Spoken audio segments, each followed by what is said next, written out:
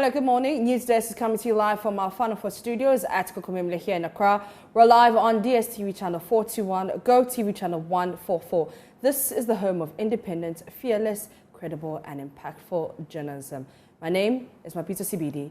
Stay tuned in.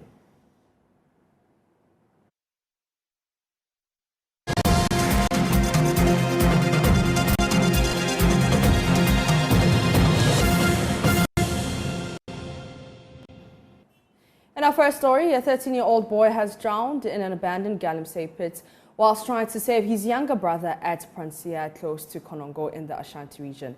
Residents say his death brings to 4 children who have drowned in the over 100 pits abandoned in the area in the past 3 years. Our friend Erastus Asardonko was in the community and now reports. This stagnated pool you see behind me has claimed the lives of about 4 children within the past 3 years. This is as a result of mining that has stopped for over 8 years now. In fact, there are about 100 of these trenches covered dangerously with water. The deceased, Emmanuel Abuaje, died trying to save his 9-year-old brother, Yao. His father saved him early enough, but lost the other brother.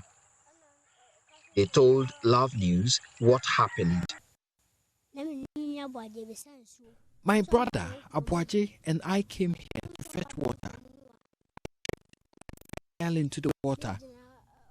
He jumped in to save me, but I learned he drowned.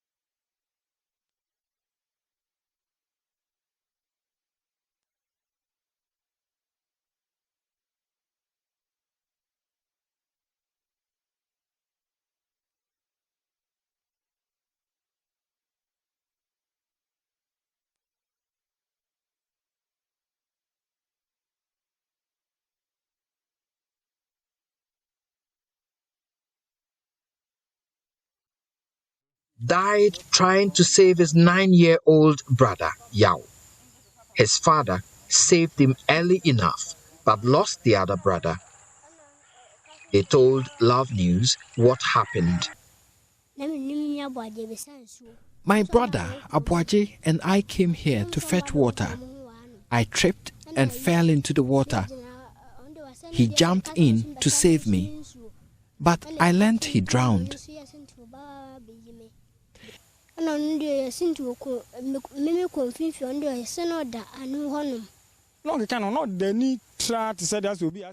He was not moving when I brought him out of the water.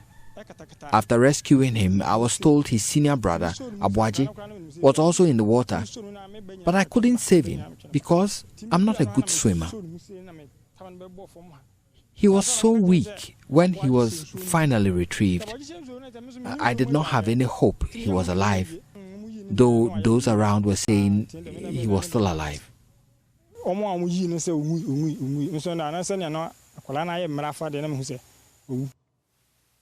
It took a number of local divers hours to rescue the boy, who died later on his way to the hospital. A member of the rescue team, Shadrach Ofori, said the people expected more from the police at Petrensa. I'm very, very unhappy, all because when the incident happened, my brother-in-law went to the police station, at Petrensa police station, as a case. And we were expecting policemen or one of the policemen to come to the site where the incident was going. But from the time it was around 2 o'clock up to 5 o'clock, we did not see any policeman. But the police at Petrensa say the people reported missing children, but they told them to conduct a search for them and report to the police later. The indigents are worried. It was through the Galamsey people who came here looking for gold, and they used that of the excavator, and they dig down, deeply down, and after they got their gold, they're supposed to level everything. They did not. Our leaders should help cover these pits. The pits are scattered all around, and all of them have been claiming lives. If government will help us, we will be happy, because the pits are killing children. These pits are everywhere, all around. So the death of this 13-year-old boy in an illegal mining pit has shocked the Petrensa community. Indeed, they are waiting for a solution, and the solution lies in reclaiming these lands to prevent such needless deaths. Reporting for Joy News, Erastus Asaredonko, Petrensa, Ashanti region. To other stories now, police in the northeast region have beefed up security in Nalirugu and Gambaga following renewed chieftaincy violence between Mamprusis and Kusasis in Boku in the upper east region. According to the police, the move is to forestall any reprisal as tensions continue to rise in the two Mamprusi towns following the killing of 2 natives of Gambaga and arrest of elders of the Mampuru King. Regional Public Relations Officer ASP Robert Anibik said the police are also engaging with various leaders of the youth to calm the situation. Meanwhile, the youth of Nalirugu have massed at the palace of the overlord, demanding the release of the palace elders who were arrested for officiating a funeral ceremony in Boku. Ilyasu Tanko is our correspondent and he joins me live. Ilyasu, what is the link between these communities in the northeast region and the chieftaincy violence in Boku? Hello? Hi, Ilyasu, if you can hear me. Yes, I can hear you. All right, now what is the link between these communities in the northeast region and the chieftaincy violence in Boku? Well, we understand 2 gentlemen that died in the violence that started yesterday on Monday. They were natives of Gambaga, and so the Gambaga youth are agitating for the killing of these 2 young men. And in Nalirugu as well, we understand that some elders at the Overlord Palace were sent to Boku. On their way back, they were arrested. According to our sources, they were arrested by police in the Bolgatanga and have since been transferred on the orders of the national security. So we understand these 2 elders of the Nairi are currently with the national security in Accra. And so that has also sparked agitation in the Nalirugu town as well. As I speak to you now, the 2 towns are very tense. I can see youth coming on motorbikes riding from Gambaga to Nalirugu, and there are also dozens of youth currently massed at the Chief Palace, the Overlord Palace, and also some youth have also massed at the Regional Coordinating Council. And the police are saying that it's a very tense situation, and that's exactly what is happening here. As I speak to you now, people are reluctant to come out because yesterday in the night, the youth had earlier besieged the Chief Palace, demanding the release of these 2 palace elders. And this morning again, they have besieged at the palace, demanding that these palace elders be released. They are threatening mayhem and chaos as well. Yeah. And like I said, the situation is not different in Gambaga as well. The youth there are also very agitated, massing up at the Gambaga Chief Palace and also demanding justice for the 2 individuals that died in the violence in Boku. Now, Eliasu, let's talk about the security arrangement. Can you explain what exactly it's like in the region now? Well, it's still a very precarious situation. The regional minister has been working since last night. I've been on phone with him. He has been working to ensure that the situation is calm. This morning I spoke with the police PRO in the region. He's also saying that there will be some men on the street to prevent the reprisals and also to de-escalate the situation. But as I speak to you now, I am on the street. I have not seen any police deployment on the street. I'm yet to get to Gambaga to look at the situation. But in Nalirgu on the street, there are no police officers, there are no military officers, only agitated youth and a tense situation here in Nalirgu. All right, now give us more details about the demands of the youth at the Palace of the Overlord. Well, first of all, they are demanding that these palace elders that we understand are currently being held by national security in Accra, they should be released. We don't know what they went to Boko, what their mission in Boko, but our sources say they were sent there by the overlord himself, the king of Mampurgu, and they were subsequently arrested in Bolgatanga. And so the youth are demanding that this palace be released because according to them, they think it's a disgrace or disrespect to the Mampurgu overlord. And the youth of Gambaga, on the other hand, are also demanding justice for these two individuals that we understand were killed in the violence in Boko. What is currently sparking the tension, according to our sources, is that there's a conflicting report as to whether or not these youth have been buried. Initial arrangement was to bury them in Boko, not in Gambaga.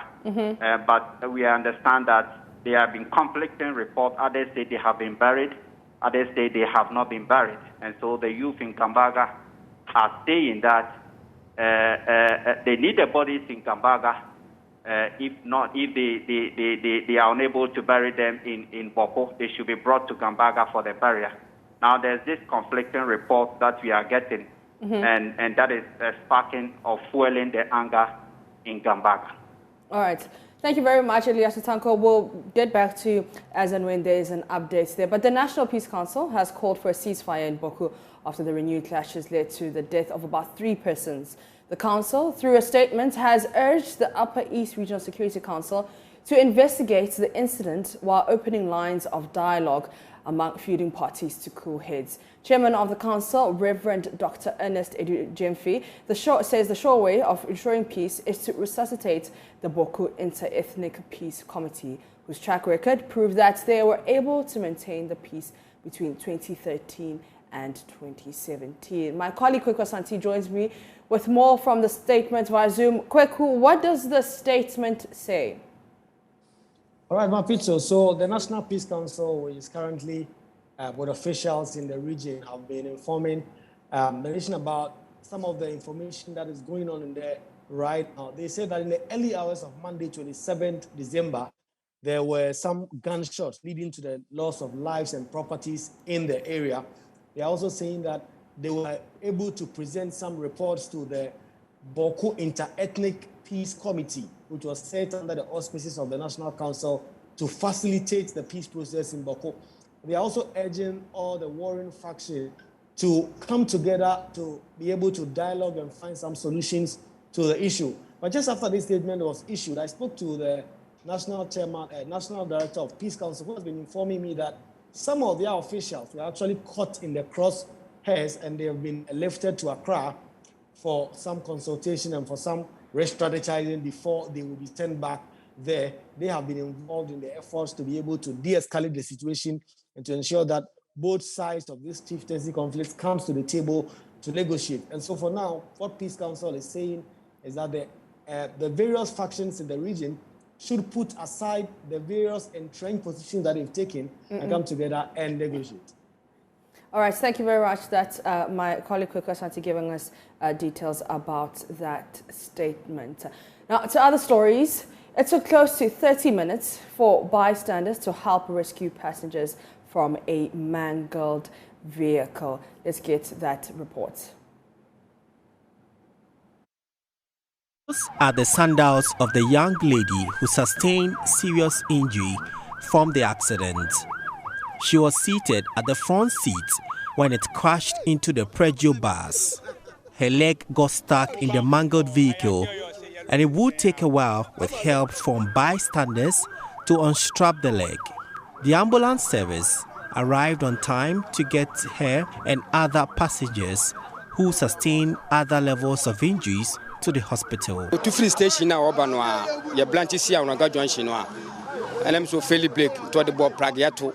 The driver failed his brake from a distance and even hit a tricycle. So when the traffic light was green, he had to blow his horn till we got here.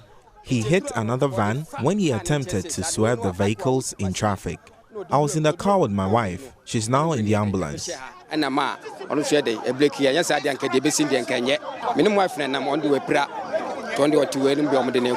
Prince Asari is the driver of the Peugeot vehicle with registration number AW324321. I had parked by the road as someone alighted. Before I realized, the driver who was blowing his horn hit our vehicle. My head really hurts. I'll have to visit the hospital for checkup. Abukari Yakubu, driver of the Evan bus with registration number GR784909, confirms his brakes failed. We changed the brake bands not long ago, but when I stepped on the brakes, it failed. If it wasn't for the car parked along the road, I could have swerved to avoid this.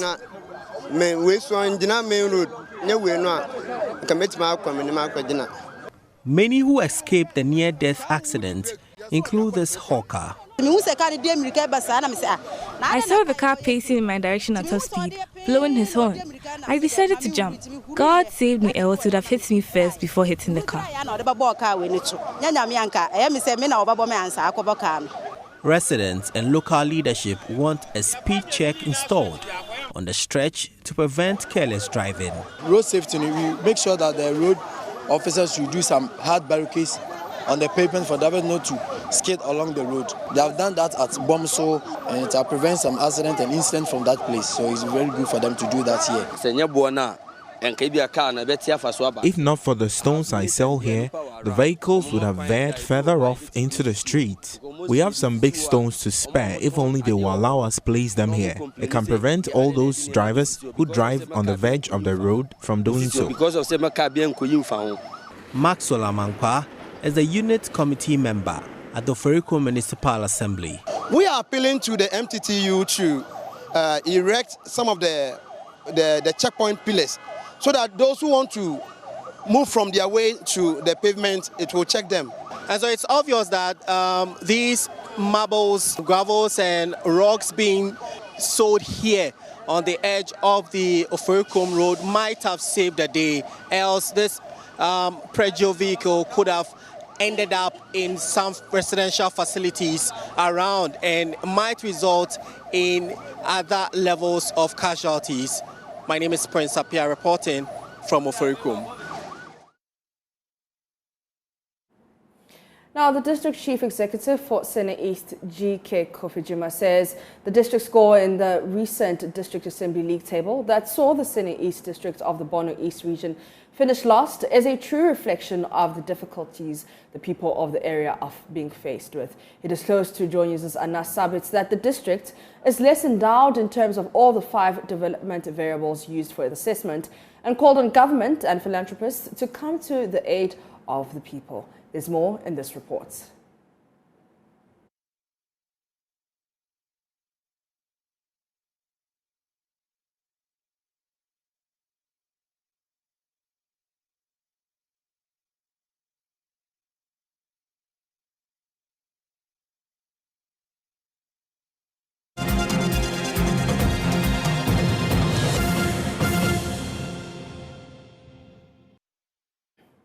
You're welcome back. Now, as a means of helping complement government's efforts towards promoting agriculture, Valley View University is introducing a BSc agri-science program at its Techiman campus. The move, according to the acting vice-chancellor of the institution, Professor Peter Ejekum Boateng, is to help encourage more youth into the field of agriculture by introducing them to various scientific farming methods that would help increase food production in the area. There's more in the following report by Anas Sabit. The acting vice-chancellor of the Valley View University, Professor Peter Ejekum Boateng, has indicated that the institution is introducing an agri-science program at its Techiman campus, which is aimed at encouraging more youth into the field of agriculture. One of the things we have been focusing on is to create a niche in technology, health, and also in the sciences. And recently, Valley View has had an accreditation to offer agri-science. We already have agribusiness as we call it, and we have attached agri-science. This is for those who want to study pure agric. The move, according to Professor Ejekum, will help complement the various government flagship policies in the agric sector. The aim for this is to support the government's initiative to grow, to develop agriculture in the country. We run this program only here at the Techiman campus, agribusiness and agri-science, and we want to encourage our young men and women within this region to be more interested in agric, not just farming, but farming scientifically, so that the produce will be enough for everybody to enjoy.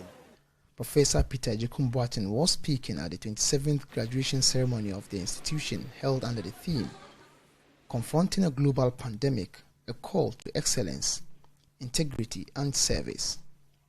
He further charged the graduating class to be innovative in terms of creating startups to stay employed. More importantly, we know what COVID has done to communities these days. The challenge is enormous. But in spite of that, we expect our students to stand up, not become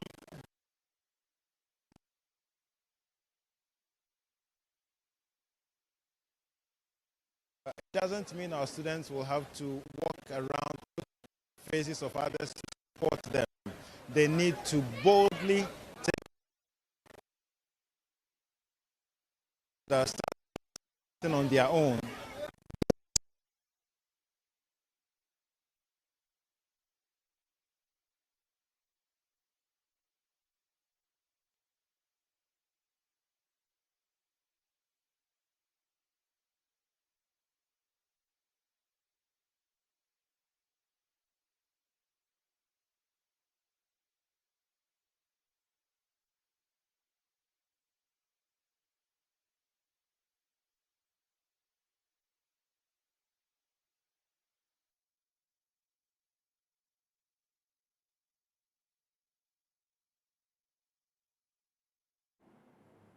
Authorities in the Bono East region are setting up new COVID-19 task force aimed at reinforcing the laid-down protocols as outlined by the Ghana Health Services. The move, according to the regional minister, Kwesi Edujan, is to help curb the increasing number of cases recorded across the region. My colleague, Anisabet, has more in this report. With the country's surging COVID-19 cases, the Bono East region saw its figures rise from a single digit to triple figures, that is from 3 active cases as at December 20th to 111 by the 27th of this month. These worrying figures, according to the regional minister Kwesi Edujan, calls for immediate actions capable of helping arrest the situation.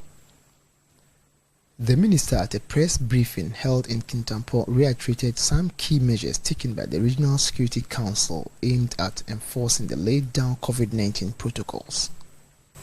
We know that the new Omicron variant has the highest transmissibility than the Delta variant that drove the 3rd wave. And as a result, we should collectively work towards protecting ourselves in order to avert a full-blown surge in cases with its associated deaths. We recommend checking of temperatures at all entries, no mask, no entry, and continuous use of masks in all public places. The region is setting up a task force to enforce these protocols. This will be led by the security agencies, and their main role is to ensure that where these protocols are breached, offenders are supported to adhere. The minister further admonished opinion leaders, including Nananom, to spearhead the various sensitization campaigns aimed at increasing the adherence to the safety COVID-19 protocols. Enforcement by the security agencies alone for adherence to these protocols is not long-lasting and unsustainable without our collective effort. I appeal to our revered traditional, political, and religious opinion leaders to be in the forefront of our drive. Other members of the public raised concerns with the neglect to the COVID protocols and called on the security agencies to step up its enforcements to help curb the spread. I was a bit disappointed the Wednesday at the market when I saw security agents, immigration, fire service. They were having canes and things around, and I was wondering what they were doing. And not because of the masks, but rather unlawful parking, and that was what they were beating the Pragya drivers for. And nobody ever questioned anyone why they are not in masks. So I wish that, like we were doing, I think that thing is like slowly dying off, and they have to quicken it up again. I think that the public health unit, and by extension the health promotion sector of the unit, should do massive work by conscientizing the people, let them understand the need for them to adhere to the protocols, and also knowing very well that the COVID is real, it's in the system, everyone is prone to it, so that at least even when the task force is in place, they may not have much work to do. So I think the task force will help. From the Regional Health Directorate here in Kintampo, my name is Anas Sabit, reporting for Joy News.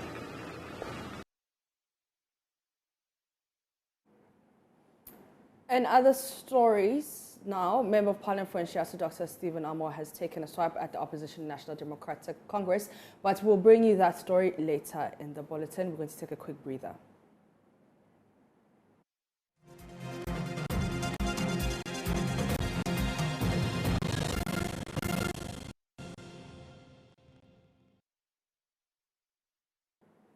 Member of Parliament for Nsiaso, Dr. Stephen Amoah, has taken a swipe at the opposition National Democratic Congress for failing to live up to its social democracy name.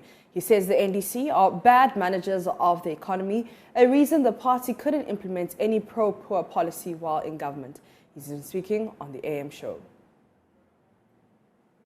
How come NDC, being a social democratic party, have you thought about it?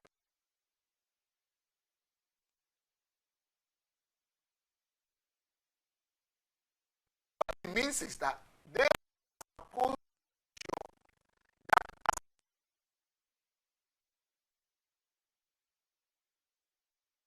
Democratic Party. Have you thought about that? What it means in economics and finance is that they adopt contractional fiscal policies. What it means is that they are supposed to make sure that as a central government, they embark on a lot of pro-poor policy, especially for developing economies. Ask yourself, which of them that we are experiencing today that has national and international tenacity and character and is implemented? Tell me one. And you know why they cannot? Because they cannot manage the economy. Some are putting up infrastructure. Maybe you design your programs, you get foreign donors, or somebody you take loan, they build for you. But when you are doing internal programs, pro-poor policies, where you generate revenue internally and provide pro-poor policies, redistribution policies for the poor, NDC, which one did that? So they like the idea to initiate pro-poor policies. I'm asking you, which one, NDC? Because the economy, we are better than them. The economy that we say we shouldn't talk. When T-bills are going up, it means the country is doing well. Okay. NDC left the same period, 22.5. Now it's almost 12, 14. In fact, government interest rate and the NDC is higher than today's lending rate on the market. It used to be 25.5. Then Shiraso MP also says MPs should perform better based on investments made in them by Ghanaians. This stagnates. Sometimes I think we could have done better and more based on the time frame that we have, based on the investment the good people of this country have actually made in us. I hope you understand what I'm saying. So Parliament is not doing much for the people. I'm not saying that. I'm saying that we could have done better. Yeah, but you're not. So you're not. We could have done much. more from my end. Right. Your own assessment. Yes, we could have done better within the time frame we have against the expectations of the people. Because you see, when expectation is equal to perception to any stakeholder, that stakeholder describes that as quality service or quality work. This is what I'm expecting. This is what I'm perceiving. Whether it's wrong expectation or perception, once it equates to the person, and the people of this country give us their mandate, we have time frame within which you have to work for them. We are doing well, but I think we should have done. What are the limitations we could have done better.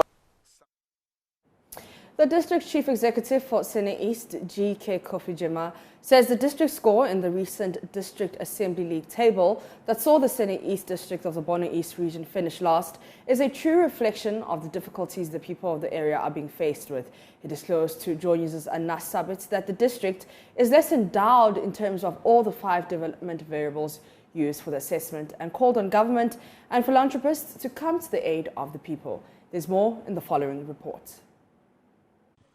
The Sene East district of the Bono East region was ranked 260th and was at the bottom of a recent District Assembly League table which ranked the performance of municipal and district assemblies in terms of access to education, health, water and sanitation and other development variables. The district, according to the report, had the least score due to their geographical location, which means they were less endowed in terms of access to the 5 development variables used for the assessment.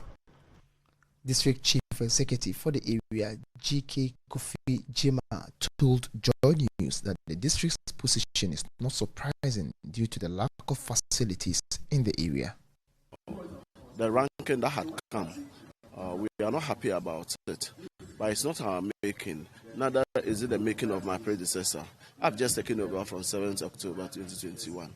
And I must let the public know that we are deplorable district. We are deplorable district.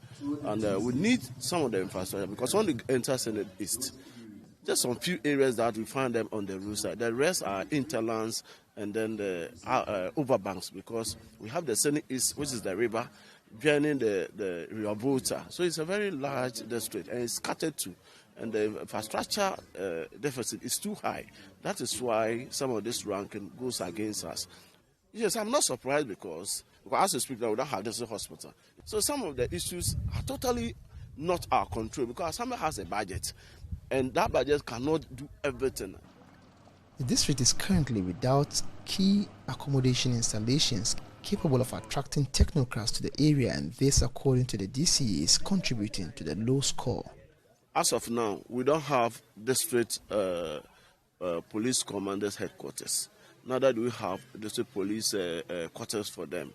Most of our district chief compounds, we have difficulties in getting them accommodation. When we go to health, we don't have district health directorate. We don't have it at all. We are not looking for money to build it.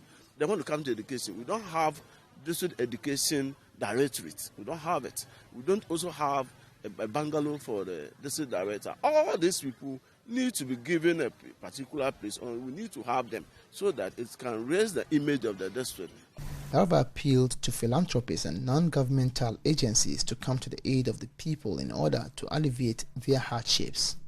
We are also pleading on philanthropists and then the the stakeholders, including the Ghana government, that they should catch their eyes in sending it so that they can help us. There could be a fund, emergency or contingency fund, that the minister or Minister of Local Government or Ministry of Health will also look at it and then help us when it comes to infrastructure of health facilities, and then the Ministry of Education will also help us when it comes to education facilities.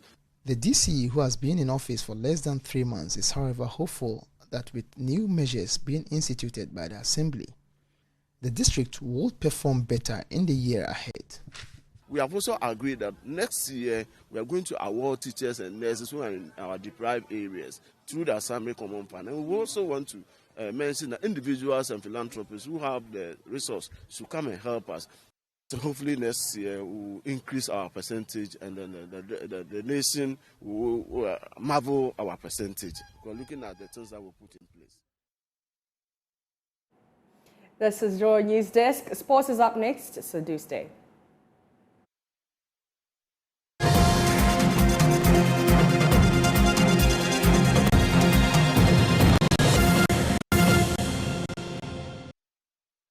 It's time for sports, and Muftal joins me. Muftal, we're going to Cameroon next year. I'm very excited. Are you taking me? I'll put you in my handbag. In your what? Handbag. Muftal. Or you want the purse? I want the purse. You want the purse? Yes, please. That place is very important. Go inside the bag. Oh no, I want where the money is. I'm joking. So what's happening? AFCON, what's all the drama about? Well, lots of drama because just last week the Confederation of African Football released a statement indicating that players that apply their trades in Europe are permitted to join their various countries after January 3 for the competition. And the competition itself will start on January 9. So, for instance, the opening game that will have Cameroon participate, what it means is that the Cameroonian players are going to be in camp 5 days, then the next day the game is kicking off. So the coaches are complaining complaining that the decision of CAF is very poor. They've decided to fall for the women's and caprices of European football nations. Meanwhile, the FIFA rules actually favor CAF and the member associations. But the FIFA regulation, what it means is that during a tournament, you're supposed to release the players for at least 2 weeks before the tournament starts. So after the Boxing Day matches that happened just on Sunday, the players were supposed to leave to join their various countries to start preparations for their AFCON. But because CAF has decided that the players should stay and play for their various clubs and join their member associations or their various countries late, the coaches feel that they will not have enough preparations. And this is the best tournament that the continent has got. This is the passion of the continent. And if CAF decides to fall for the whims and caprices of the European clubs, most of the coaches feel that it's very poor, it's very terrible. They've not shown so much respect to their very own competition, and they are really, really complaining. And so are we going to see this translate on the field? There's that possibility, because most countries, the coaches do not have enough time to train with the players before competitions. So usually when you arrive late in camp, it's really difficult for the coach to blend the players he's got before matches. It will need to take a lot of time. The players will need to train together over and over again before they can have that telepathy that can translate onto the pitch and provide the results. That's why most of these coaches are really, really complaining, because they are inviting new players in as much as they've got old players already there who they have a clear understanding of what they expect of these players. There are also players who are coming in that you need to train with week in and out. It's not like club football where every day the players are together, they understand each other much better. This is national team football. So when they don't have enough time to prepare together, it makes it very difficult for the works of the coaches and even the players. Sometimes you expect a player to have the vision of delivering a certain kind of pass, but because he's not had enough time with a teammate on the field, it's difficult to deliver that. So it's really, really difficult for these coaches, and they feel that CAF has not treated them fairly. Okay. So, but there's nothing they can do right now, obviously. There's absolutely nothing you can do. You just need to hang on, expect your players. That's why even if you go to the camp of the Black Stars right now, we have about 12 players currently in camp. Most of them have not arrived yet. So the players who play their trade in England. We are talking about the likes of Thomas Partey, Daniel Amate, Baba Rahman, Andy Yadom. All these players are in England. Yeah. And they will need to only join camp on like the 3rd, after January 3. Yeah. And the other question many people are worried about is, with the current state of the health situation across Europe, just the recent test that was done on Monday, over 1,000 players and staff in England were tested positive for COVID. There's a possibility that on the eve of the player departing to go and join camp, you'll be tested positive. You'll be tested positive. When you test positive, what becomes of your team and all that? So it's really, really difficult situation for these coaches, these countries, the member associations. But there's absolutely nothing they can do about it. There's nothing they can do. All right, quickly before we leave, let's talk about the Premier League. Yes, the English Premier League. Last night, for the first time in a long while, Mohamed Salah missed a penalty in Liverpool's game against Leicester City. And then Lukman Ademola scored the only goal of that game to give Leicester all the 3 points. And this means that as it stands now, Manchester City sit at the top of the Premier League table with 6 points advantage going into the New Year period. And the last 3 times they won the league title, they were actually seated at the top during the Christmas period and the New Year period. So most connoisseurs and bookmakers of football believe that this is the time for Manchester City to win it. But I do think that the Liverpool-Chelsea game that will happen on January 2 could be a clear factor of who will be in the title race. I think it's still quite early for people to actually think that the Liverpool going 6 points behind Manchester. Juicy details. Talking about juicy details, make sure you join Muftau tomorrow at 7 o'clock. He's got some exclusive sports news to break here on this channel because he's the man who's broke the biggest sports news this year. So join Not just Muftau. this year, last year, last 2 years, last 3 years. Muftau, relax. I'm giving you your fans. Relax. Take your accolades like that, okay?